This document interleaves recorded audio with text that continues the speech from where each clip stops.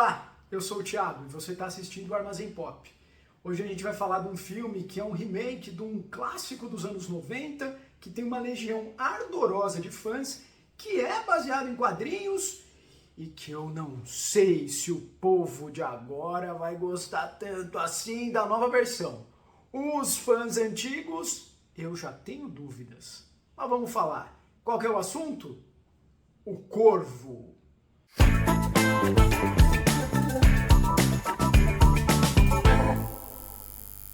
Bom, antes de eu começar, já sabe, né? Aquele like gostoso, aquele like carinhoso, aquele like que você vai me dar aí porque, pô, tamo junto, certo? Então dá aquele like, se você ainda não se inscreveu no canal, por favor, já sabe. Se inscreve aí que é disso que a gente vive aqui nos YouTube da vida, né? Ó, vamos falar do Corvo, nova versão, chegando aí pra confundir, talvez, a cabeça das pessoas? Vem comigo que eu te explico. Olha só, antes de eu falar para você o que eu vi neste novo O Corvo, eu quero contar um pouquinho da história deste personagem e de como ele surgiu e de todas as polêmicas. Bom, O Corvo surge nos quadrinhos, sendo publicado de maneira independente pelo James O'Barr. Ele começou a fazer o quadrinho, um quadrinho preto e branco, é um quadrinho muito típico dos anos 80, que tem essa pegada ali, né, um jeitão de anos 80. O Corvo é publicado em 1981 e é cheio de referências à música daquela época, tem um visual gótico, uma coisa pós-punk, uma coisa que vem desde ali The Cure, por exemplo, o personagem principal, que é o Eric Draper, ele tem essa carinha ali, lembra ali o visual daquelas bandas dos anos 1980, né, desde Bauhaus, passando por Silk and the Bunches e The Cure, sabe, uma galera que aqui em São Paulo ia no Madame Satã, e hoje Madame continua indo, uma galera que hoje a gente talvez chamasse de emo. Então, o Corvo, ele captura o espírito dessa época, esse momento, tem inclusive citações a músicas dentro do quadrinho, é um quadrinho muito interessante, que inclusive tem uma edição belíssima lançada aqui no Brasil pela Dark Side Books, que você vai ver o link aqui na descrição, você pode já procurar e comprar se isso te interessar. Uma edição lindíssima, com mais de 30 páginas de extras, com novos desenhos, com um texto muito bonito do James O'Barr logo na introdução, e que tem até uma continuação que ele não teve coragem, ele diz isso lá no texto, que ele não teve coragem de publicar na época.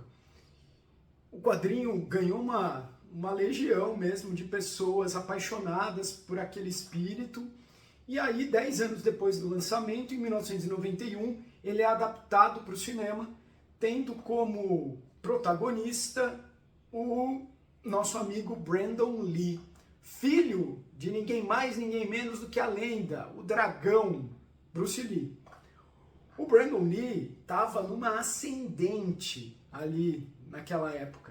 Começou a fazer filmes, virou um action hero, né? Um grande herói ali de ação, fazendo de tudo. Qual foi o problema? Nas gravações desse filme, ele tomou um tiro numa cena, o revólver estava com bala de verdade e matou o Brandon Lee, e esse crime nunca foi esclarecido. Dizem que quem matou o Brandon foi a máfia chinesa, da mesma forma que tinha feito com o pai dele. O Bruce morre, tem um monte de gente que diz que ele morreu envenenado, ele é encontrado na casa de uma amante. É uma história tenebrosa, a do Bruce Lee. A história com a máfia tem gente que fala que envolvia dinheiro, que ele usou dinheiro da máfia para financiar filme lá em Hong Kong e não pagou. Tem outros que dizem que tem uma coisa dele estar mostrando certos segredos do Kung Fu para os ocidentais e que isso era contra os princípios lá da máfia e foi isso que matou. O caso é que essa lenda toda em torno da morte do Bruce Lee, ela também conta que a promessa foi de que nem ele, nem o filho homem ia sobrar e matam o Brandon. Se foi um acidente, se não foi, se foi morte matada, se foi morte morrida, não se sabe. O fato é que isso elevou o filme O Corvo, lá de 91, a uma categoria de filmes diferentes, né? Filmes que tem uma mística em torno dele. E realmente é um filme bom. Eu gosto muito do Corvo, eu tenho idade para ter visto no cinema e eu vi, e depois vi várias vezes em outras situações. É um filme muito interessante, que tem um ritmo bacana, um visual muito legal, uma trilha sonora também muito boa, e que desta vez, passados aí mais de 30 anos, e muitas tentativas de tentar fazer esse filme acontecer novamente, ele chega às telas agora com o papel principal nas mãos do Bill Skarsgård. Bill Skarsgård é o irmão mais novo dessa grande família Skarsgård, né, que tem o pai, né, um grande ator lá. Se você não conhece o pai, ó, tá aqui, tá lá em Thor, pros nerdola. Tá também em Andor, ele também tá lá na série Andor de Star Wars. Tem o irmão mais velho, o Alexander Skarsgård, que era o Bill de True Blood, fez Tarzan também.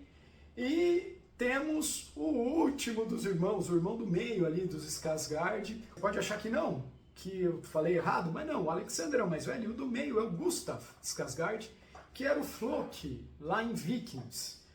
Muito bem, como é que acontece O Corvo com Bill Skarsgård? Que, se você não lembra, ele é o palhaço Pennywise de It, a Coisa.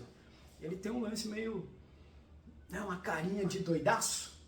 E nesse filme, ele faz um herói, não sei se eu posso chamar ele de herói, né? Até entendo que sim, porque ele vira um espírito da vingança. E isso é muito forte na narrativa do filme. Me fez lembrar dos quadrinhos do Motoqueiro Fantasma. E qual que é o rolê? Nessa versão de O Corvo, o Eric é um cara completamente desajustado, todo cheio de tatuagens, que a gente conhece, e ele está internado num rehab lá, mas não é um rehab da galera com grana. É um rehab de prisão. Ele foi pra cadeia, a gente não sabe exatamente por quê. Cadeia de gente paçoquinha das ideias. Ele vai para essa cadeia e ele conhece na cadeia a Shelley. A Shelley vai parar nessa cadeia rehab porque ela, logo no começo do filme, ela tem que fugir de uns bandidos porque ela viu uma coisa que ela não devia ter visto. Beleza. Chega lá, eles se veem, se gostam, pá, começa a rolar um interesse, mas eles estão na cadeia, é rehab, mas é cadeia, então não pode ter tchucu-tchucu, mas eles estão ali só no olharzinho, sabe qual é? Sabe qual é? Quando você dá aquela olhadinha? Então, eles estão só no olharzinho, eles se encaixam, se veem. Quando vai a galera que está atrás da Shelley, consegue descobrir onde ela está, e vai atrás dela na cadeia, eles conseguem dar no pé, fogem, e ali começa uma linda história de amor. E aqui é um ponto que eu senti no filme. Eu estava esperando, por conta do trailer, uma matança generalizada, uma pancadaria sem fim. E não é isso. Esta nova versão de O Corvo, dirigida pelo Rupert Sanders, que é o mesmo cara que dirigiu o Ghost in the Shell, sabe aquela versão live action de Ghost in the Shell? Ele é o mesmo diretor. Ele também dirigiu aquele Branca de Neve e o Caçador. Ele construiu um filme de romance. É um romance. É um romance gótico. É um romance emo. É muito um romance emo. Isso me decepcionou, de certa maneira. Eu esperava mais ação. A ação efetiva nesse filme ela só vai acontecer ali no fim do segundo ato e no terceiro ato. Então é lá no fim. Até ali é um sofrimento, uma coisa de amor que veio e depois acabou, porque a história é essa, e eu não estou te contando nenhum spoiler, porque você sabe que a política aqui deste canal é não dar spoilers, mas a Shelley e o Eric morrem, o Eric volta como esse espírito da vingança para acabar com os malfeitores. Tem uma pegadinha nessa história, que essa eu vou deixar para você assistir, e ele vai lá para se vingar e tentar resolver as coisas erradas que aconteceram. Mas esse clima de romancinho faz com que o ritmo do filme seja demasiadamente lento. Ele não consegue intercalar bem as coisas que são de ação e que vão dar um pique com os períodos mais lentos e tal. Mas isso, assim, não funcionou para mim. Eu esperava outra coisa, não sei se foi essa a minha expectativa que me fez olhar para o filme desse jeito. O que eu sei é que o filme tem uma fotografia lindíssima. Tem imagens, enquadramentos muito inteligentes, uso de cores muito bons. As cenas, mesmo as cenas de batalha, elas são bem enquadradas, elas funcionam bem coreografadas. É um filme violento, é um filme que tem muito sangue, muita matança, e ainda assim é um romance. E é isso que não me encaixou ali quando eu assisti o filme.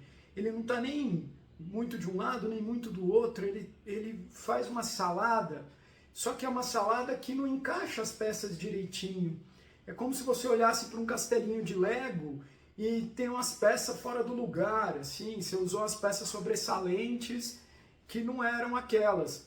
Tem um castelo, o castelo até que tá bonito, mas sabe quando tá meio torto?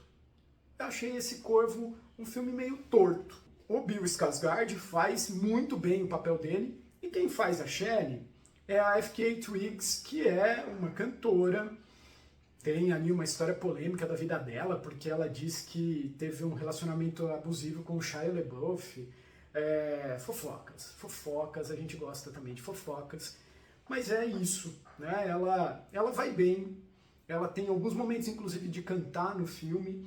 A trilha eu achei interessante, as músicas utilizadas, confesso que eu não conhecia nenhuma, me parecem ser todas músicas encomendadas para o filme.